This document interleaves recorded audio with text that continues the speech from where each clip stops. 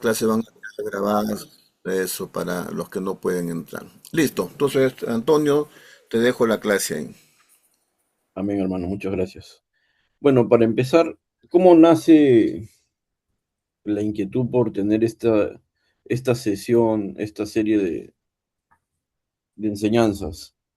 Este, en la iglesia nuestra, en la misión cristiana Vive, hay buenos predicadores, hay hermanos que conocen de la palabra, hay jóvenes y adultos y hermanos y hermanas y personas que tienen ministerio de la palabra, ¿no? Los muchachos que enseñan en el grupo de jóvenes, las hermanas que trabajan con los niños, los hermanos que están enseñando en las células, los que están trabajando con adolescentes. O sea, hay un grupo de personas que está teniendo el peso y la responsabilidad de alimentar a la iglesia con la palabra y son responsables de ellos mismos discernir, procesar y compartir lo que el Señor les está mostrando. Entonces mi preocupación era cómo podemos ayudarles a que lo hagan mejor, porque yo sé que le ponen empeño, yo sé que le ponen ganas, le ponen ánimo, pero a veces no tenemos todas las herramientas necesarias o no las conocemos para preparar un buen estudio bíblico jugoso, para nosotros mismos ser capaces de estudiar un tema, de entender un libro de la Biblia, de poder explorar una duda teológica. O sea, quiero que esto les sirva para su desarrollo personal y para su desarrollo ministerial. Hacia esos dos objetivos deseo cumplir. Eh, Cuando yo era muchacho y recién estaba entrando en la iglesia, mi mamá siempre tenía un dicho que decía, acuérdate, hijo, me decía, Dios dice, ayúdate que yo te ayudaré. Y yo cuando empecé a estudiar la escritura decía, pero ¿dónde dice eso, no? ¿Dónde dice eso? Ayúdate que yo te ayudaré. Y buscaba por cuanto libro de la Biblia había y no encontré nunca el famoso dicho de mi madre. Yo le decía, pero mamá, ¿de dónde has sacado eso? Y eso viene simplemente del folclore, de lo que la gente conversa, habla, pero de la escritura no viene. Y muchas veces ocurre que nosotros tenemos pensamientos, ideas, cosas que inclusive se han atribuido al Señor como dichos y cosas y que lo hemos asimilado como creencias y nunca nos hemos tomado el tiempo de comprobar si siquiera vienen de la escritura de verdad o si mantienen un tenor bíblico, ¿no? Entonces la idea es esa, que tengamos las herramientas para poder encarar un estudio serio de la escritura personal. ¿Alguna vez ustedes se han estudiado un libro de la Biblia? No leído, porque todos hemos leído la escritura, al menos eso espero. Pero alguien ha agarrado y dicho, voy a estudiar Primera de Pedro.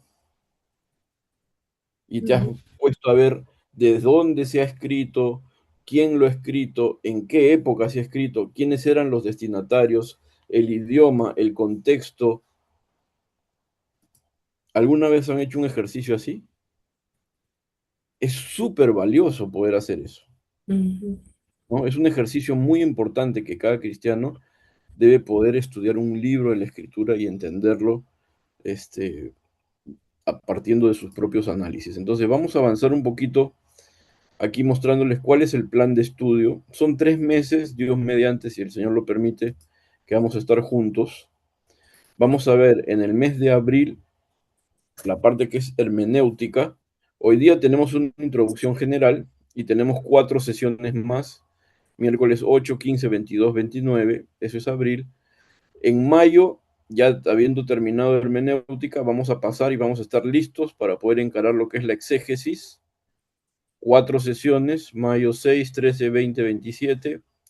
Y ya una vez que ya tenemos todo este trasfondo hermenéutico y de exégesis, podemos encarar en junio la homilética, o sea, todo esto que hemos estudiado, cómo lo comparto. 4 sesiones, el 3, 10, 17 y 24. Vamos a dar un repaso de qué significa cada cosa. ¿Qué cosa es la hermenéutica? Sé que es un nombre raro, son nombres que no manejamos a diario, hermenéutica, exégesis, homilética. No es que tú conversas con los hermanos de la iglesia y dices, oye, ¿qué tal la hermenéutica del, del, del mensaje de Sandro el domingo? Normalmente no conversamos de esas cosas, no son palabras que usamos, ¿no? Pero ¿qué es entonces la hermenéutica? Etimológicamente es la palabra hermeneuo, ¿ya? Hermeneuo. Viene de la raíz Herme, del dios mitológico Hermes, que era el heraldo de los dioses, que se le atribuía la invención de los medios más elementales de comunicación, como es el lenguaje y la escritura. Eso es simplemente la raíz etimológica. Ahora, ¿cuál es la bibliografía que vamos a utilizar para estudiar estos cuatro módulos, estos cuatro sesiones de hermenéutica? Dos libros importantes y voy a tratar de crear, como les estaba comentando, voy a crear un aula virtual que se llama Google Classroom y ahí voy a subir materiales. No, hermanos, no hay examen, o sea, esto no tiene presión. Yo quiero simplemente que cada uno de voluntad propia y de corazón propio se meta a la escritura, porque es su compromiso con el Señor, no conmigo ni con nadie más. Pero voy a subir materiales ahí, si quieren lo aprovechan, si quieren le sacan el jugo y pueden hacer preguntas desde ahí, ¿no? Entonces, esta bibliografía voy a tratar de tenerla disponible ahí como recursos en el aula virtual, ¿de acuerdo? Entonces, vamos a ver el libro base que es Hermenéutica Bíblica de José Martínez y luego Interpretación Bíblica Protestante de Bernard Ram. Dos muy buenos libros que si tienen inquietud y les gustaría leerlo completo, sería una gran cosa. ¿Qué cosas vamos a ver en las sesiones de hermenéutica? Vamos a ver las consideraciones fundamentales, qué es la hermenéutica, para qué sirve, todo lo que es relacionado a eso. Luego vamos a ver cuáles son los métodos de interpretación bíblica, qué cosa es la interpretación liberal que ha afectado tanto a la iglesia, porque ha buscado tumbarse la escritura desde la raíz.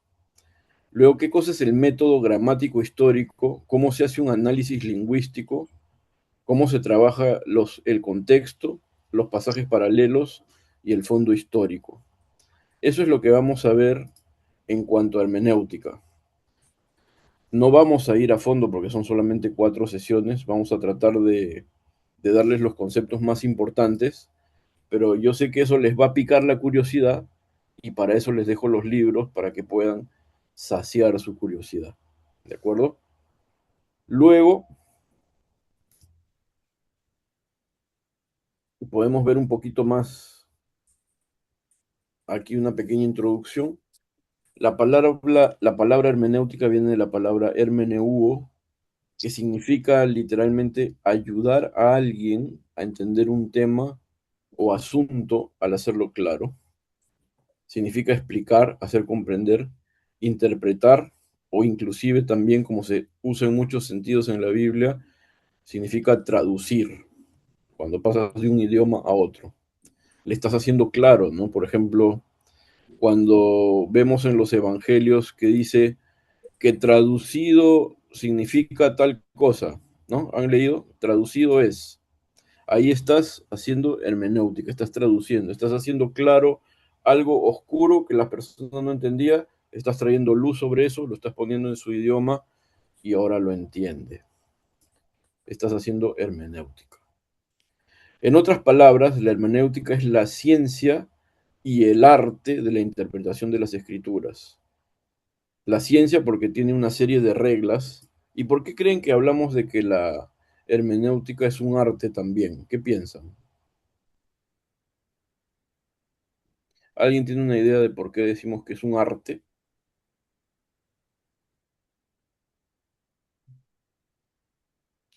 Bueno, porque hay un artesano de por medio, porque se hace de manera manual, porque es una persona, no es una máquina, es alguien que procesa, que trabaja y que elabora el estudio. ¿Ok?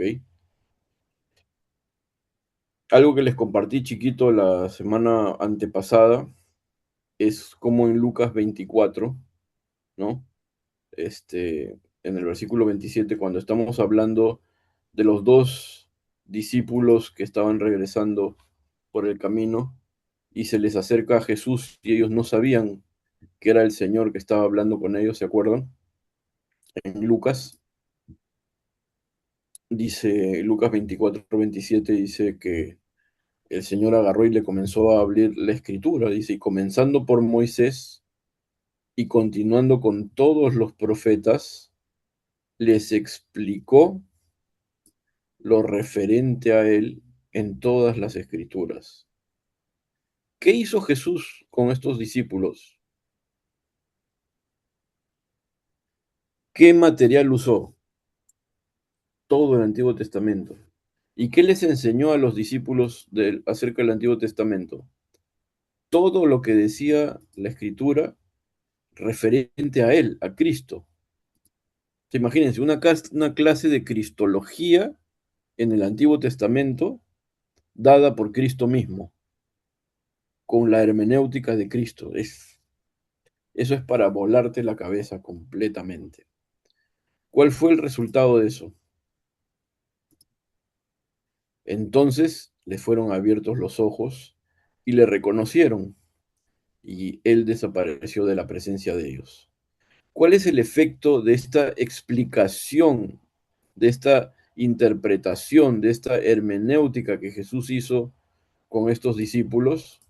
Versículo 32 de Lucas 24, se dijeron el uno al otro, no ardía, quemaba, hervía nuestro corazón dentro de nosotros mientras nos hablaba en el camino. ¿Cuándo? ¿Qué dice? Cuando nos abría las escrituras. Qué bonito cuando el creyente se emociona por la escritura. Cuando la escritura te habla, te quiebra, te desafía, hierves, ardes por hacer las cosas para Dios. Y eso fue lo que pasó con los discípulos en el camino. Fueron expuestos a una hermenéutica fantástica, la de Jesús mismo, y no les quedó otra que derretirse ante la palabra. Porque, hermanos, la palabra es maravillosa. Tanto así que hay un salmo enterito dedicado a la palabra. Léanlo, ¿no? El Salmo 119, eh, para hablar de todas las delicias que tiene la palabra para la persona. Luego de ver la hermenéutica, vamos a ver lo que es la exégesis. Ahí básicamente lo que tenemos que ver son pasos. Es una guía que vamos a ir viendo paso por paso, desde el paso 1 hasta el paso 18. Pero también algo muy importante es que vamos a ver herramientas digitales. Hoy en día, sin herramientas digitales, estamos fritos, ¿no? Voy a cambiar un ratito la pantalla y quiero mostrarles algo chiquitito, rapidito. Esto de aquí es el software bíblico Logos, ¿ya? En Logos tú tienes una biblioteca completa de herramientas. Yo no te digo esto para que lo compres o algo por el estilo, porque hay versiones gratuitas de esto también. Pero a eso se apunta. Por ejemplo, yo tengo la Biblia de las Américas abierta, tengo la Biblia textual, acá abajo tengo la Reina Valera con mis idiomas, con el griego, la concordancia Strong, acá en el griego. Tengo acá comentarios sobre los versículos con referencias cruzadas y hay un montón de herramientas. Entonces la idea es que aprendamos a usar estas cosas para enriquecer nuestro estudio, ¿no? Hay herramientas manuales y hay Biblias de estudio muy buenas, pero para una buena exégesis necesitamos manejar varios recursos que vamos a ir aprendiendo, ¿de acuerdo? Vamos a volver entonces a la otra pantalla. ¿Hasta ahí estamos entendiendo todos? Entonces, están los 15 pasos de la exégesis. La palabra exégesis, sé que también no es una palabra de nuestro vocabulario diario, viene del griego exegeomai, que significa conducir, guiar, explicar, pero sobre todo es extraer, entresacar. Es extraer, sacar, ¿no? Que el mismo texto salga del mismo texto la explicación. Se considera la exégesis como la recuperación de la verdad de un texto, entendida como su interpretación crítica y completa, y quiero subrayar esta última parte, sin dar cabida a las subjetividades del intérprete, sin dar cabida a las subjetividades del intérprete. Queridos hermanos, muchas veces nosotros no sacamos el significado del texto, sino que hacemos exactamente lo inverso. Hacemos lo que se llama una eisegesis. En lugar de sacar, nosotros introducimos en el pasaje algún prejuicio, algún preconcepto, alguna idea que nosotros ya teníamos sobre lo que dice o debe decir cierto pasaje. La idea es que cuando nosotros nos acercamos a estudiar un pasaje de la Escritura, somos un cuaderno en blanco, en el cual el Señor mismo va a escribir y en el cual nosotros vamos a aprender de lo que dice la Escritura. Algunos de nosotros hemos pasado por aulas de seminarios e institutos, hemos leído libros, tenemos cierta formación bíblica, sea por la iglesia, sea por alguna institución de enseñanza, y eso a veces nos juega en contra porque ya vienes un poco condicionado a ver de cierta manera un pasaje. Y cuando lo lees, ya no lo lees como si el pasaje lo vieras por primera vez. Ya lo lees con, con el disco de interpretación tocando ahí en la cabeza, ¿no? Entonces, la idea es que nosotros saquemos a través de estos pasos que vamos a seguir, dejemos que la escritura hable, aun cuando vaya en contra de lo que yo pienso que dice, aun cuando yo tenga que rascarme la cabeza y decir, bueno, no puede ser, pero yo siempre creí que era de esta manera, y nos damos de cabeza contra la pared, pero la escritura es la que manda, la autoridad es la escritura, no soy yo, no eres tú. La autoridad es la escritura y lo que dice la escritura es. Pero también tener cuidado de que no se filtre subjetividad nuestra para forzar alguna interpretación. Entonces, tener cuidado con eso. Ahí vamos a aprender eso. Luego, en el módulo 3 vamos a ir viendo, perdón, no vimos la bibliografía. La bibliografía para exégesis, vamos a estar viendo un libro que se llama Exégesis del Nuevo Testamento, el autor es Gordon Fee. Ese también voy a subirlo al aula virtual. Luego en el módulo 3 vamos a ver lo que es la homilética. La bibliografía ahí es el Manual Práctico de Homilética del hermano Quitín Silva. 4 cositas vamos a ver: la predicación y su lugar, la preparación del sermón, cómo elaborar el bosquejo y hacer la entrega del sermón y las técnicas para comunicar. Si se dan cuenta, todo el material, desde la hermenéutica hasta la homilética, apunta a que puedas dar al pueblo de Dios la palabra de Dios. Si logramos eso, ese objetivo en el curso, que tú mismo puedas enriquecerte y de lo que has aprendido enseñar a otros, creo que esto va a ser un gol de medio campo.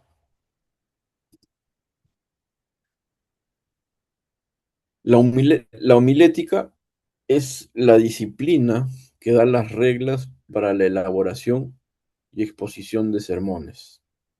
Es oratoria, de cierta forma, ¿ya? Viene del griego homiléticos, que es una conversación, un trato, un discurso. Dos palabras, homilein, que significa hablar con, y homilos, que significa multitud y asamblea. Entonces, la homilética es la aplicación de estos principios para comunicar el mensaje de la palabra a una asamblea de manera clara, estructurada y persuasiva. ¿Cuál es el enfoque? Aunque se basa en la retórica, el arte de hablar bien, busca la comunicación cercana, comprensible de la doctrina cristiana.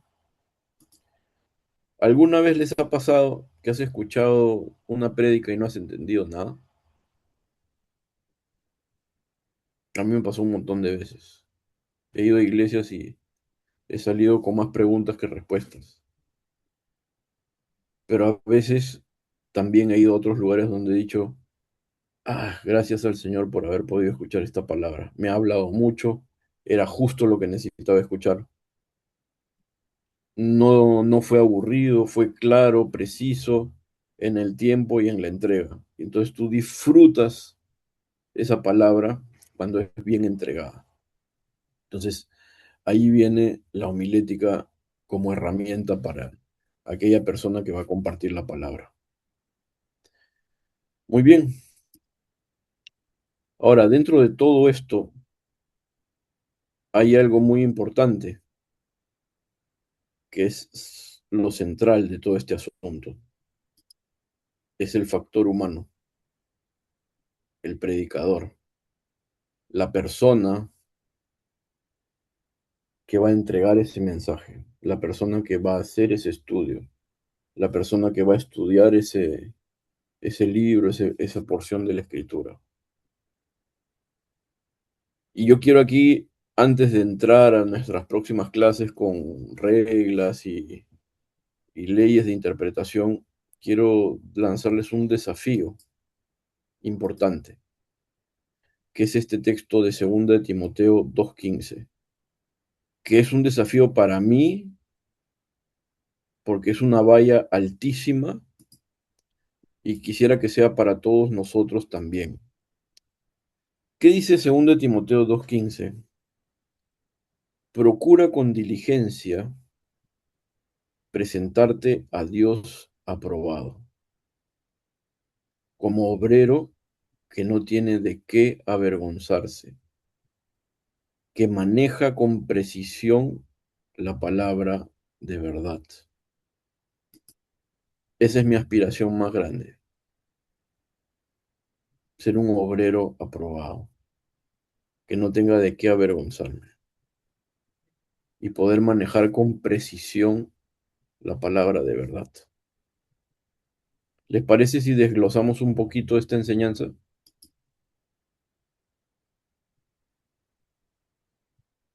En 2 de Timoteo vamos a encontrar esta situación. Permítame tomar un poquito de agua porque estoy mal de la garganta.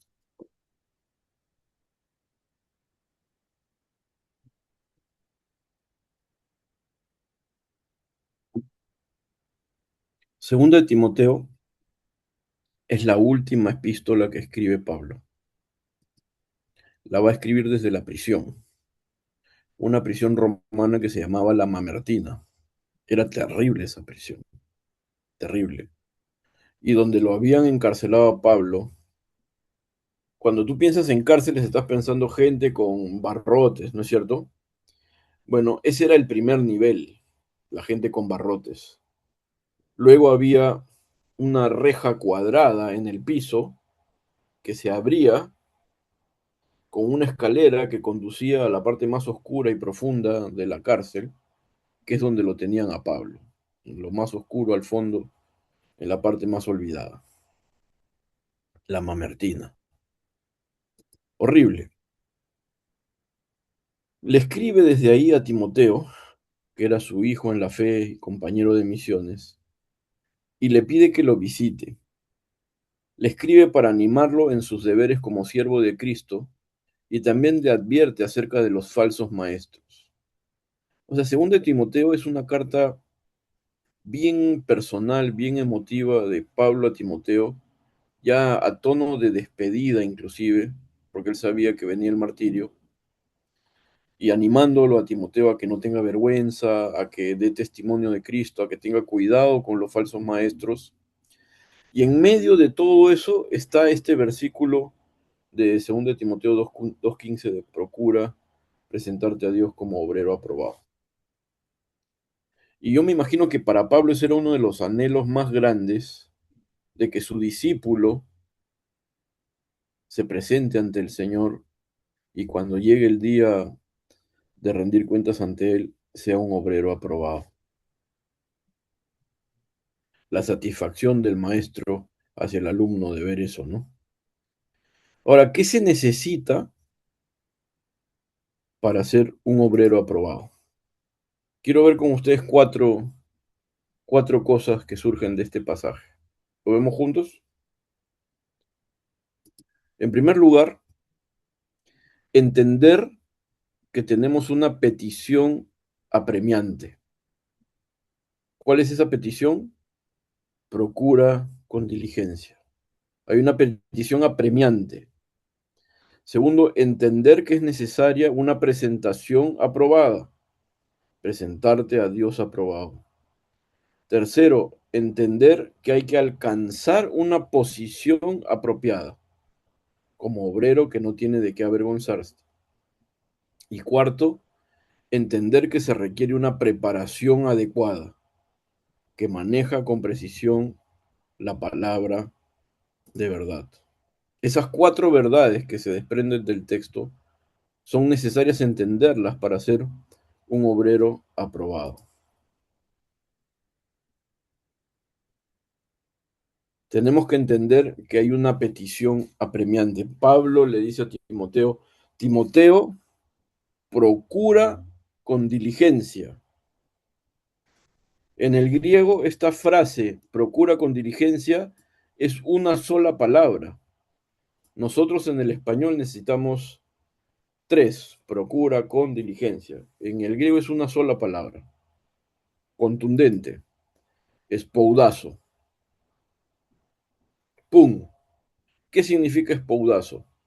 Es apresurarse, afanarse, darse prisa, andar solícito, lanzarse, correr, fatigarse, esforzarse, preocuparse. Miren sí, todo lo que puede significar ingeniarse, ser solícito, inclusive significa activarse.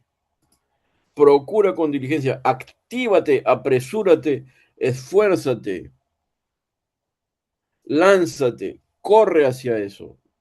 Ninguna de las acepciones de esta palabra nos permite quedarnos quietos e inactivos.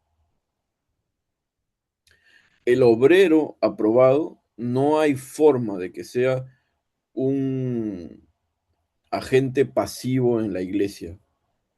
No puede ser un espectador.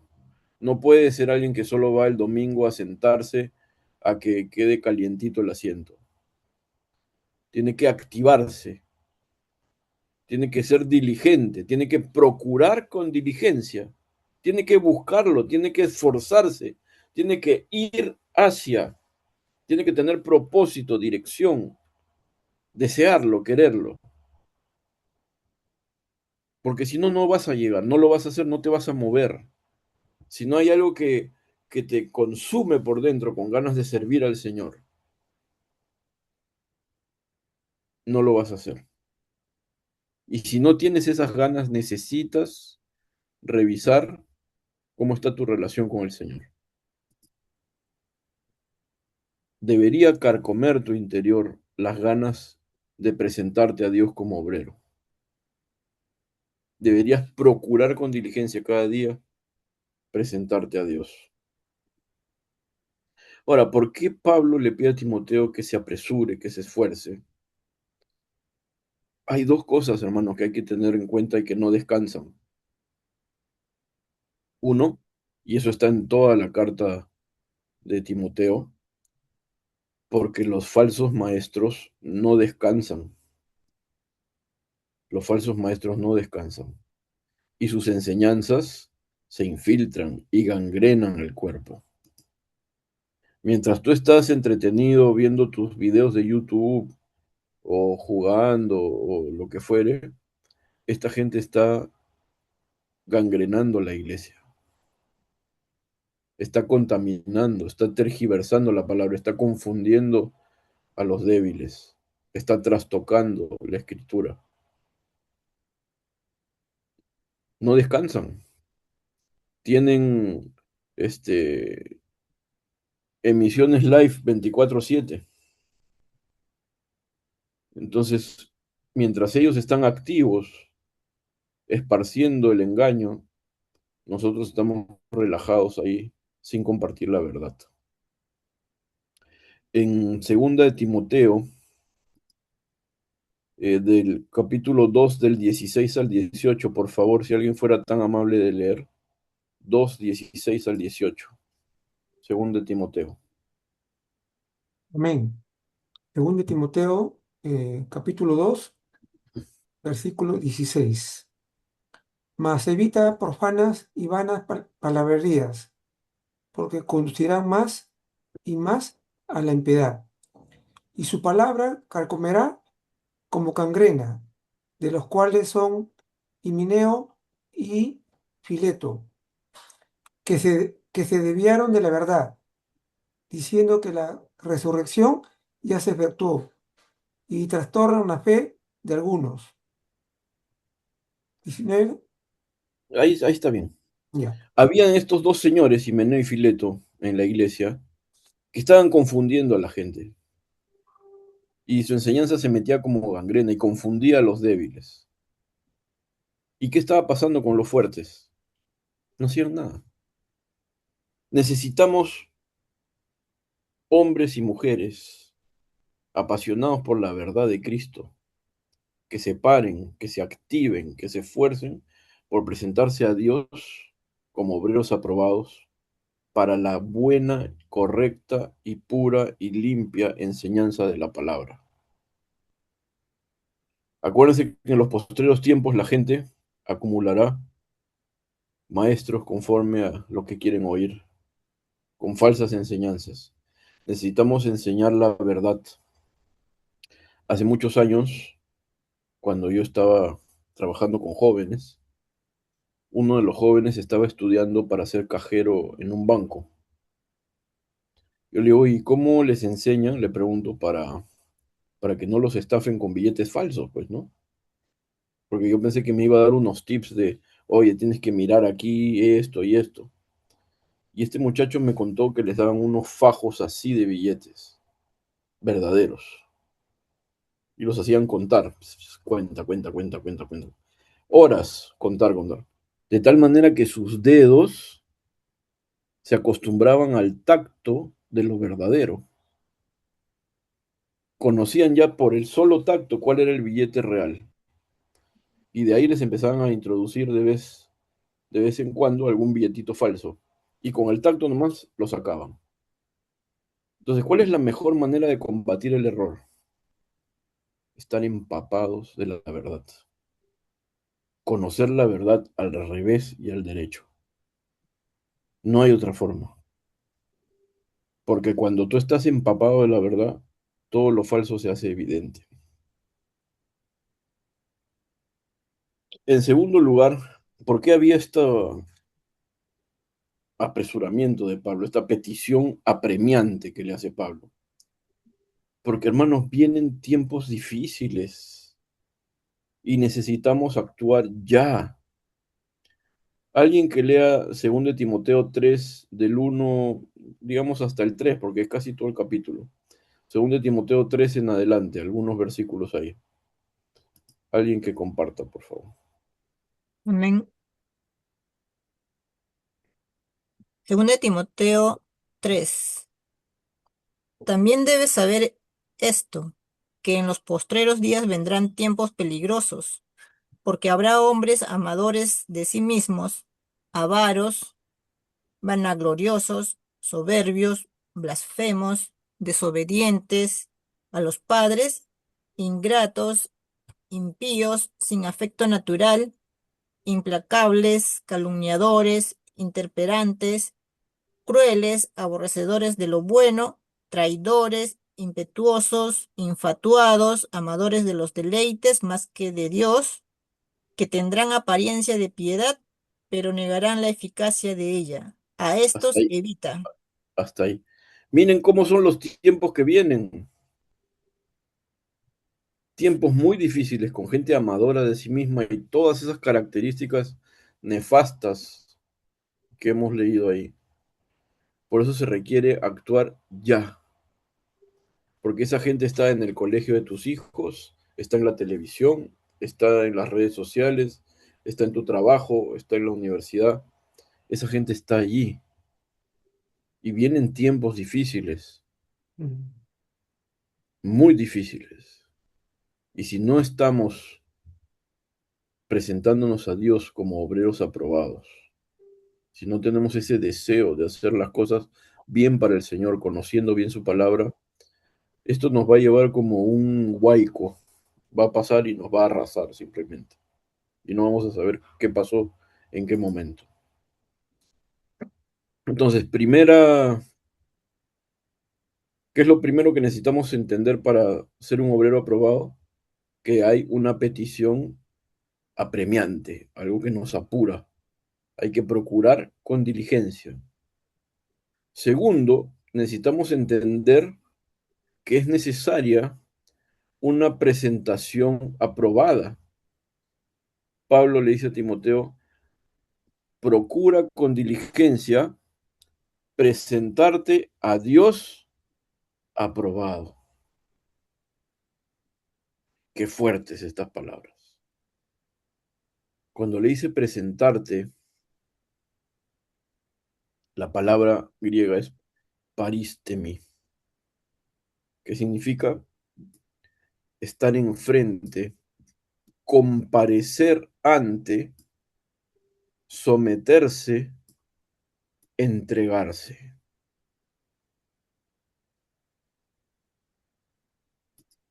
Sométete a Dios. Preséntate. ¿Quiénes de ustedes tienen mascotas? Sobre todo un perrito. ¿Quiénes tienen perritos? Yo he tenido muchos perros en mi vida, gracias a Dios. Cuando los perros te reconocen como el alfa, como el amo, es bien interesante porque te tienen muchísimo respeto y te ponen el cuellito así, no sé, siempre se inclinan con su cuello de costado. Es una señal de sumisión. O sea, tú podrías inclusive poner tu pie ahí sobre su cuello y el perrito solito se va a dejar, porque se ha entregado, se ha sometido. O sea, significa que no te va a pelear nada, que no te va, que tú puedes hacer con él lo que quieras. Esa palabra presentarse tiene esa connotación, que vengas ante Dios para que Él haga contigo lo que quiera, lo que se le antoje, que pongas el cuello ahí, Señor, haz lo que quieras. Te sometes, te entregas, te doblegas, te rindes, te sometes. Presentarte a Dios aprobado. ¿Qué cosa es aprobado? Es la palabra griega dokimos, que significa idóneo, capaz, alguien considerado bueno. Y esto de acá me gusta muchísimo, alguien que es genuino, no fingido, no que aparenta, genuino.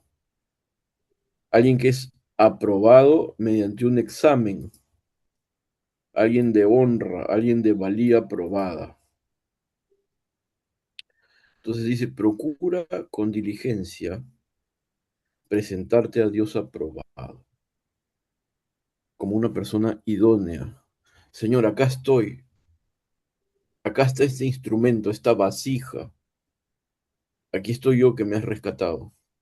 Quiero ser idóneo, capaz, quiero ser aprobado. para que tú me uses como quieras, para ser un instrumento en tus manos. ¿Entiendes? Hay que someterse al Señor, pero someterse buscando ser la herramienta idónea en sus manos. Dejar que Él haga, dejar que Él gobierne en tu vida, que te use donde Él quiera, como Él quiera, para lo que Él quiera. Aprobado, capaz, idóneo, de valía probada. Y aquí viene otro dicho de mi madre. Este tampoco está en la escritura, pero es muy interesante. Donde vayas, hazte necesario. Donde vayas, hazte necesario.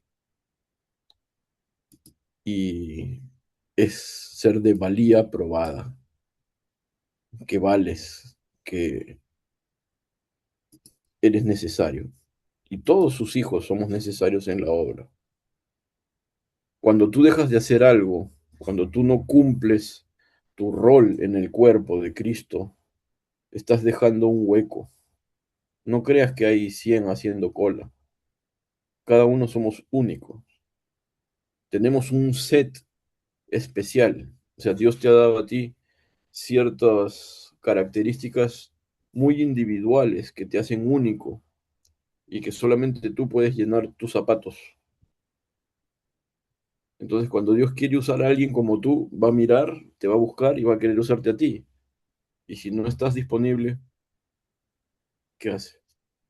Obviamente usará a alguien más, pero no es ese instrumento preciso que él quería usar. Preséntate a Dios aprobado. Tercer lugar, hay que entender que hay que alcanzar una posición apropiada.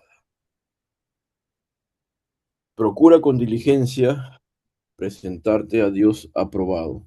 ¿Cómo? Como obrero que no tiene de qué avergonzarse. Hay que alcanzar esa posición. El obrero es el ergates, es un trabajador, es alguien que hace algo, es un operario, es alguien que está activo, es un trabajador. Y esta palabra avergonzarse se refiere a alguien que no causa deshonra, ignominia, que no trae afrenta al cuerpo, que no avergüenza al cuerpo de Cristo, que no deshonra a la iglesia ni a su Señor. Hermanos, ¿cuántas veces, y eso te lo digo, en la semana pasada Sandro me dice, oye, hermano, has cambiado de look? Sí, pues porque me fui a cortar el pelo. Entonces yo quise compartirle el evangelio al señor que me cortaba el pelo. Es una persona que conozco mucho tiempo y está enfermo, o sea, tiene un cáncer, una cosa ahí. Entonces, quise compartirle la palabra. Me dice, no, yo ya, en mi familia hay varios de esos, me dijo. Y la verdad no pasa nada, me dice, es puro, así me dice, puro, habla mucho pero no viven. Qué pena, ¿no? Que una oportunidad de compartir la palabra se caiga porque alguna persona ha dado un mal testimonio del Evangelio con su vida. Y Dios quiera que nosotros no hayamos sido en alguna ocasión esa persona que ha sido la ocasión de vergüenza para el Evangelio. Dios quiera que no seamos nosotros aquel que dicen, no, mira, yo no creo en eso porque lo conozco a Antonio y la verdad no pasa nada con los evangélicos. Sería terrible, ¿no? Como obrero que no tiene de qué avergonzarse. Hay que aspirar a esa posición, que no haya nada de lo cual podamos ser reprochados, que traigamos vergüenza al reino del Señor. Por favor, ¿alguien puede leer Segunda de Pedro 3:14? Segunda de Pedro 3:14. fuerte y claro. Amén. Según de Pedro 3, versículo 14. Por lo cual, oh amados, estando en espera de estas cosas, procurad con diligencia ser hallados por él sin mancha e irreprensibles en paz. Las mismas palabras, ¿no? Pedro y Pablo. Procura con diligencia, ¿qué cosa, Jorgito? Ser hallado sin mancha. ¿Qué más? E irreprensibles y en paz. Y en paz. Sin mancha, irreprensibles, en paz. Nada de qué avergonzarse. Sin mancha, Mm. irreprensibles. Nada de qué reprendernos. Y en paz, sin estar peleándonos con todo el mundo. Hace eco Pedro de Pablo. Entonces, hay que entender que que hay que alcanzar esa posición apropiada, un obrero que no tiene de qué avergonzarse. Y por último, y esto es lo que más nos atañe, entender, hermanos, que se requiere una preparación adecuada. No podemos servir a Dios, como decimos acá en Perú, a la champa, como salga, como venga, a la criollada, a los chicha. Se requiere una preparación adecuada. Y no estoy hablando de que tienes que ser un profesional. Se requiere que conozcas la palabra, que estudies la palabra, que leas, que la saborees, que la medites, que te la comas, que la rumies, que dé vueltas por tu cabeza y que vivas pensando en la palabra. Eso es.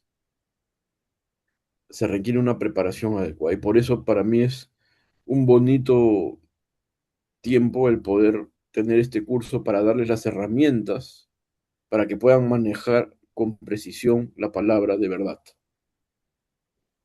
Procura con diligencia presentarte a Dios aprobado como obrero que no tiene de qué avergonzarse, que maneja con precisión la palabra. Grábense eso. El obrero que no se avergüenza es el que maneja con precisión la palabra,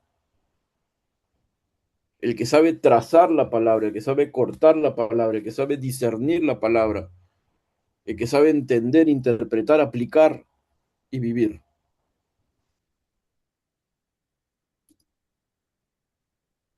Manejar con precisión es una frase que proviene de una sola palabra griega, orthotomeo, que significa guiar por una senda derecha, enseñar correctamente.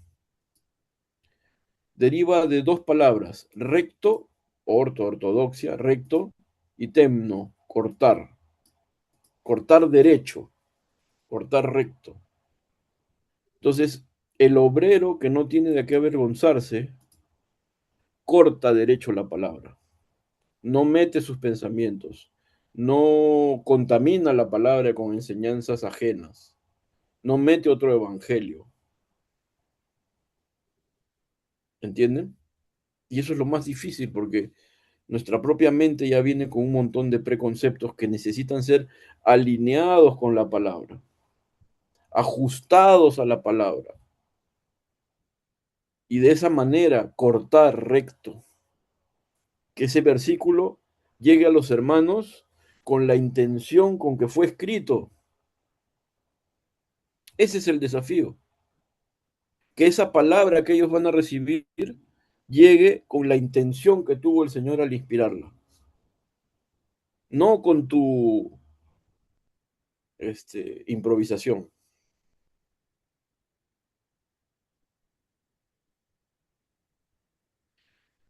Cuatro versiones de la Biblia para ver cómo traducen esta palabra orthotomeo. En la Biblia de las Américas dice que maneja con precisión. En la Reina Valera dice que usa bien la palabra de verdad.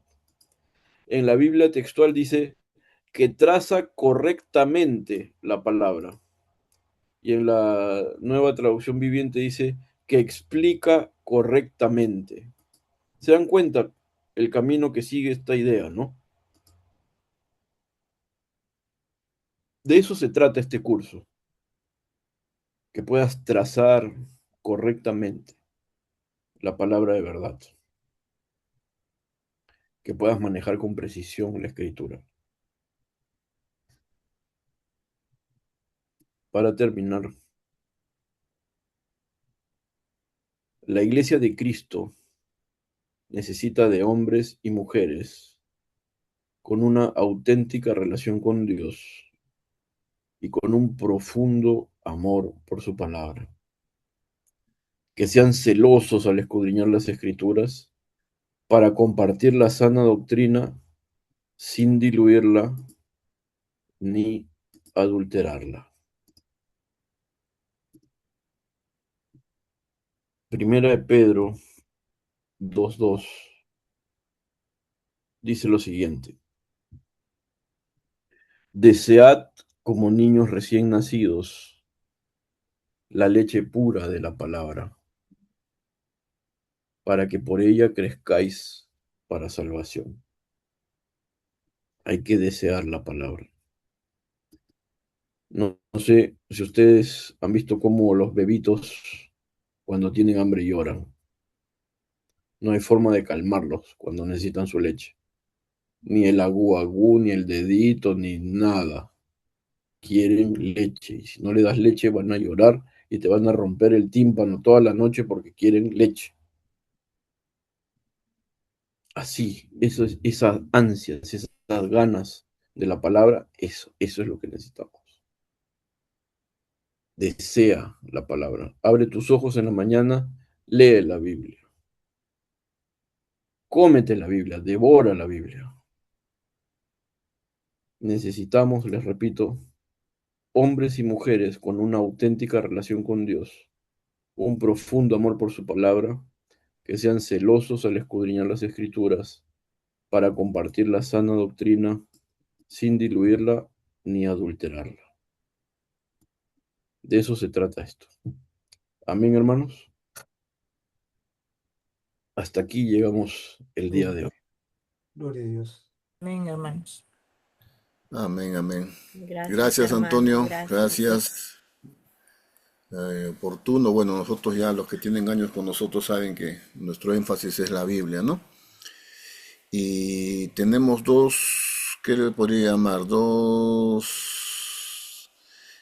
competencias, digamos, dos competidores, ¿no? Tenemos dos competidores contextuales en nuestra época y en nuestra iglesia. Uno es el TikTok, porque sale cada persona hablando cada cosa, sacando los versículos de contexto, torciendo la palabra, pero parece coherente y usan la Biblia. Entonces los hermanos dicen, pastor, pero usa la Biblia. Claro, pues el diablo usa la Biblia al revés y al derecho mejor que tú y que yo. O sea, no es ningún argumento que use la Biblia. El asunto es cómo la usa, como hemos visto ahora con Antonio, que lo trace bien, que interprete bien, que entiende el contexto, no solo inmediato, el contexto del libro, el contexto general de la Biblia. O sea, no es así nomás agarrar un versículo suelto y soltar algo.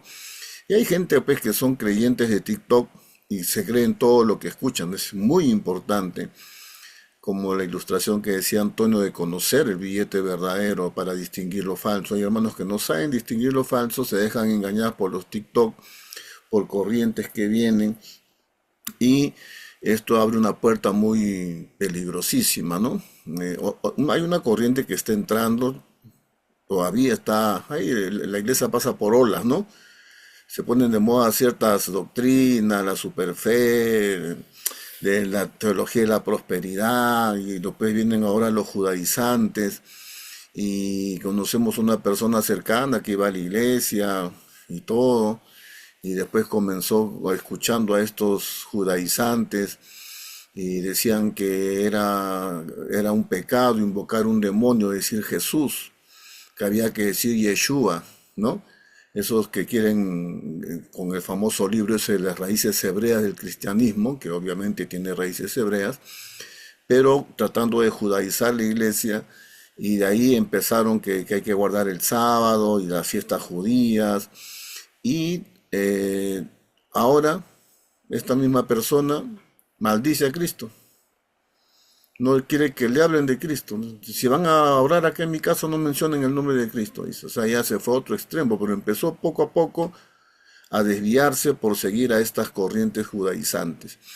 Entonces, como hemos visto en el texto mencionado anteriormente, son tiempos difíciles, así está escrito, pues iban a venir engañadores, que se iban a infiltrar en la iglesia, iban a corromper el evangelio. Entonces no es raro que esté ocurriendo eso. Tenga mucho cuidado a quien sigue en las redes sociales, a quien escucha, a qué predicadores, por más que hable bonito, por más que parezca coherente, hay que tener una base bíblica para poder filtrar, ¿no? Tanta basura que hay en la internet. Así que tengamos mucho cuidado. Ese es el primer competidor. Segundo competidor en una iglesia como la nuestra, donde vienen gente que ya ha estado en otras iglesias. Entonces vienen ya con un cuerpo doctrinal, con un estilo de culto, vienen con ciertos conceptos, como decía Antonio, cosas que les enseñaron y nunca vieron si estaban en la Biblia o no, pero como les enseñaron, así es, ¿no? Así es. Entonces, vienen a una iglesia y empiezan a evaluar la iglesia en base a lo que ellos tienen en su cabeza que traen de atrás. Pero es que en mi iglesia a mí me enseñaron que esto era así. Bueno, nosotros no lo enseñamos así. Pero en mi iglesia lo hacían así. Hubo unos hermanos que han venido, por ejemplo, que me han cuestionado porque yo no me pongo terno y corbata para predicar. Como el pastor predica con zapatillas. Por el Facebook mismo me han dicho, predica con la camisa afuera, qué clase de pastor es ese. O sea, hay gente que viene con ciertos conceptos que no son bíblicos en realidad, pues no tienen base bíblica, sino que así lo aprendieron ellos. Entonces vienen a una iglesia y empiezan a evaluar con los criterios de otras iglesias en las cuales han estado. Y peor todavía, se han estado en varias iglesias. Porque hay gente que ha estado en varias iglesias, agarra de acá, agarra de allá, agarra de acá y tiene un sancochado en la cabeza y entonces viene otra iglesia y dice, pero ¿por qué acá no hacen así? ¿Y por qué acá no lo hacen así? Entonces, la única base de nuestra, no solo doctrina, sino nuestras costumbres, es la palabra. Todo tiene que ser evaluado a la luz de la palabra. Si vamos a cuestionar por qué un pastor usa zapatillas y no usa corbata, ¿cuál es la base bíblica para cuestionar que tiene que predicar con saco y corbata? ¿Por qué? ¿Cuál es la base bíblica? ¿Cuál es el sustento para decirme que eso es así? Entonces, nosotros y yo personalmente como pastor intento ceñirme a la palabra. Y cuando la Biblia no da un mandamiento, nosotros no podemos poner un mandamiento. Si no hay un mandamiento específico en la Biblia que prohíba esto, entonces hay una libertad contextual. Es la libertad a la que Cristo nos ha llamado, porque si la Biblia no lo prohíbe directamente, entonces puede haber una libertad según el contexto, según la situación.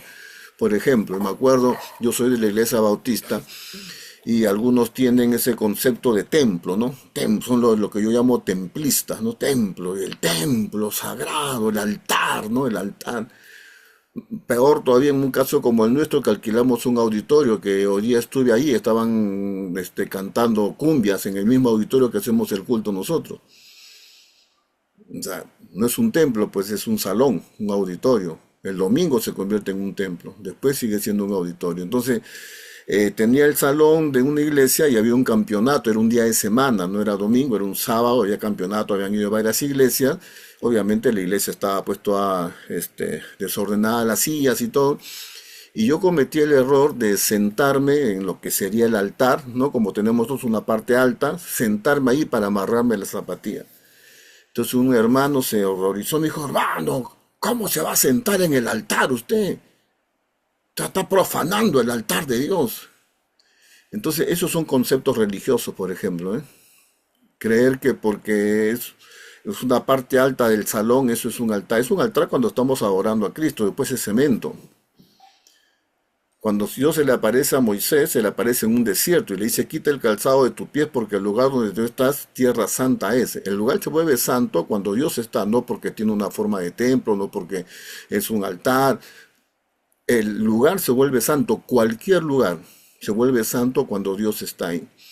Entonces, conceptos religiosos, ¿no? Que son difíciles a veces de poder superar porque están metidos en la cabeza y peor todavía cuando una persona ha pasado por varias iglesias, tiene diferentes ideas metidas en su cabecita y así evalúa las cosas, ¿no? Es lo que algunos llaman creyentes samaritanos. El creyente samaritano viene de la mujer samaritana que Jesús encontró en el pozo, ¿recuerdan? Y le dice, ¿dónde está tu marido? Y él dice, no tengo marido. Bien has dicho, porque 5 maridos has tenido, y el que ahora tienes tampoco es tu marido. Entonces, el creyente samaritano es el que 5 pastores ha tenido, y el que ahora tiene tampoco es su pastor. Ha pasado de pastor en pastor, de iglesia en iglesia, nunca tuvo un pastor, nunca se sometió, entonces tiene la cabeza llena con los 5 maridos que ha tenido, 5 pastores, 5 ideas, 5 conceptos, 5 costumbres religiosas, y entonces tiene un enredo en su cabeza. Por eso nuestra fuente es la palabra. ¿Qué dice la Biblia al respecto? Claramente, no un versículo sacado por acá, por allá, no. ¿Qué dice? Estudiando la Biblia, analizando la Biblia, trazándola, cortándola en pedazos, como dice acá, sobre este tema. Antes de yo decir esto está bien o esto está mal, tiene que ser evaluado a la luz de la palabra, ¿no? Entonces, este curso nos va a ayudar a eso. Vamos a ver que el estudio de la Biblia tiene, pues, por eso es una ciencia en realidad, ¿no? Tiene diferentes aspectos, aspecto cultural, lingüístico, histórico, que hay que tener en cuenta, no sacar una conclusión a una lectura rápida de un versículo, no es así. Así que este curso está buenazo, pueden pasar la voz a hermanos de nuestra iglesia, amigos que tengan, gente que le guste estudiar, aprender, pueden invitarlos libremente todos los miércoles a las 8, ¿ok? Este domingo tenemos nuestro culto de Semana Santa, es una buena oportunidad para invitar amigos, familiares. En estos días la gente está un poco más sensible a las cosas espirituales, así que es un buen momento para invitar personas. Vamos a traer un mensaje evangelístico el domingo, así que les animo a traer sus invitados, ¿ok? Vamos a orar entonces, vamos a terminar. Voy a pedirle a la hermana Nancy Arias, profunda estudiosa de las Escrituras, exégeta, masoreta, que nos despide en oración, hermana Nancita.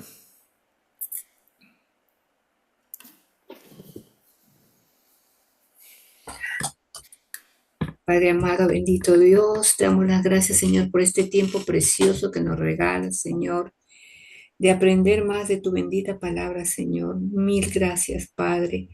Mil gracias por el hermano Antonio de Ur, que nos va a enseñar, Señor. Llénale de sabiduría, Señor, para que nos enseñe, para que nosotros podamos entender, Señor, y a nosotros también, Señor, llénanos de sabiduría e inteligencia espiritual para poder entender todo lo que tú tienes para nosotros en estos cursos, Padre. Ayúdanos a entender, ayúdanos, Señor, a discernir en tu bendita palabra, Señor, porque tu palabra tiene poder, tu palabra es vida, Padre, tu palabra es vida, Padre Santo. Ayúdanos, papito lindo, a entender todo lo que tiene Antonio para nosotros en estas clases, Padre. Gracias, papito. Gracias por todo lo bueno que eres con nosotros. Gracias por cuidarnos, por protegernos, por guardarnos, Señor. Gracias, Señor, porque tú siempre estás con nosotros. Y tu palabra dice, Señor, que tú vas con nosotros a donde quiera que vayamos, Señor. Gracias, Padre. Gracias por el privilegio que tenemos de que tú siempre estés con nosotros, en todo momento, en todo tiempo de nuestras vidas, Padre Santo. Te adoramos, Señor, te alabamos, glorificamos tu santo nombre, porque tú eres un Dios santo, santo, santo. Gracias, Padre, en el nombre de Jesús. Amén y amén. Amén. Muy bien, gracias, hermana Nancita. Listo, entonces nos vemos el domingo a las 10 en punto de la mañana, señores. Seguimos para adelante. Y el fin de semana, pues disfrútelo con la familia, disfruten los feriados y el domingo tenemos culto, ¿ok? Listo, señores. Dios me los bendiga a todos. Gracias, Antonio, de nuevo. y Gracias, no nos hermanos. Gracias, bendiciones. pastores. Gracias, hermano Antonio. Muy, muy Chao, bueno. Nico. A todos, hermanos. Chao, hermanos. Gracias, Bendiciones, hermano hermanos. Antonio. Nos Chao, vemos. gracias, Hasta luego, amigo. familia. Nos Dios los vemos. bendiga a todos. Bendiciones para Bendiciones, todos. bendiciones. Chao, pastor. Nos Felices vemos. Pascuas. Nos vemos, Robertito, Chao, nos vemos, chao, Giovanita, Victoria, Jorge Bien, Pacheco, papá. Camila, Janet, Camila, Américo, un Emperatriz, abrazo. Robertito, nos vemos, nos vemos. Amén, un Giovanita. abrazo.